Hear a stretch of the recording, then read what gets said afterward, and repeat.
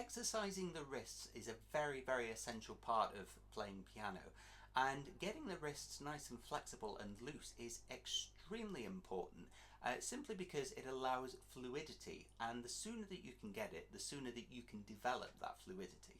When a lot of people start learning to play the piano, and this goes for any age by the way, when a lot of people start to learn, what they tend to do is they start to play with the fingers, I call it, which basically means they use the weight of their fingers solely to do everything. So if you give them something basic like this to do, then the reason they can't do that as fluidly and as quickly as somebody a bit more accomplished is usually because they're individualizing the fingers. So they'll put their hand like that and they'll go thumb down, index down, middle down. So they'll kind of get they'll be treating all their fingers separately rather than all together as one. And getting that wrist moving and flexible is a way to sort of really help take some of the strain off those fingers. Warming up the wrist is a really straightforward thing to do. You know, professional pianists do it, so it's not just something that can be done with beginners. But what you need to do is basically just loosen them up, and you need to sort of create a circle. So what you're looking for is this kind of thing. You can see I probably look really stupid, but that's by the by. You're just creating a circle. Now, take note of the fact that you are actually creating a circle here. You know, sometimes when people start it and their wrists aren't quite up to scratch, they sort of do all sorts of weird shapes like that. You know, keep it nice and flowing, nice and smooth. It doesn't have to be upright like that. You can do it down like that.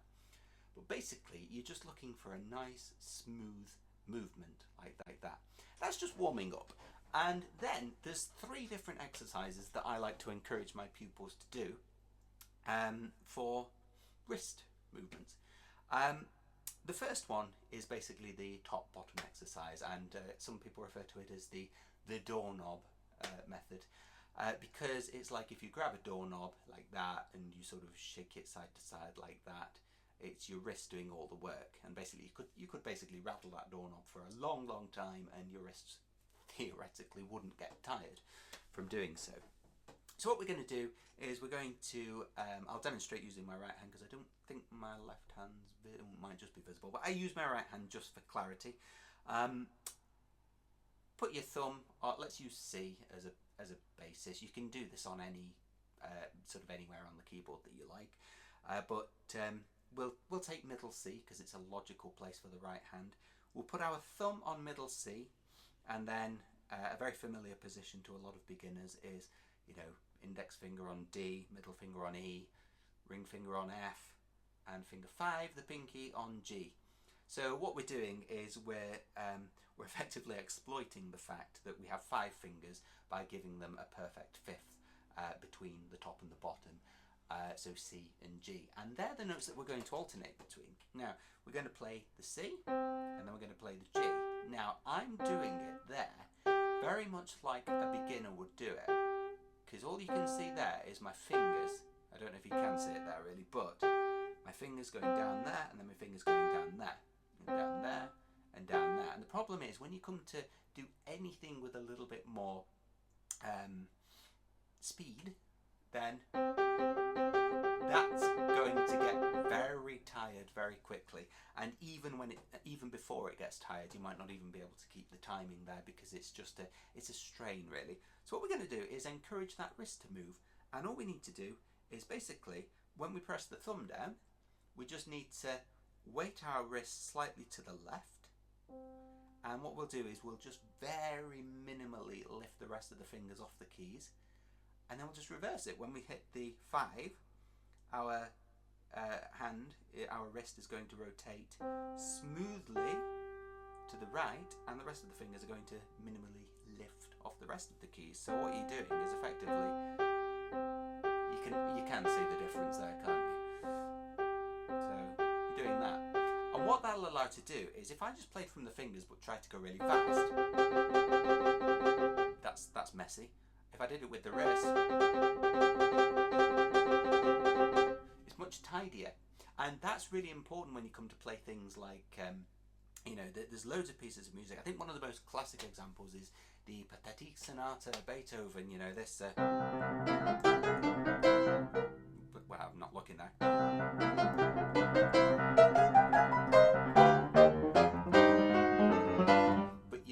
hand has got to really keep that momentum going, and it could not do that with finger power alone, you know. So that's the doorknob method.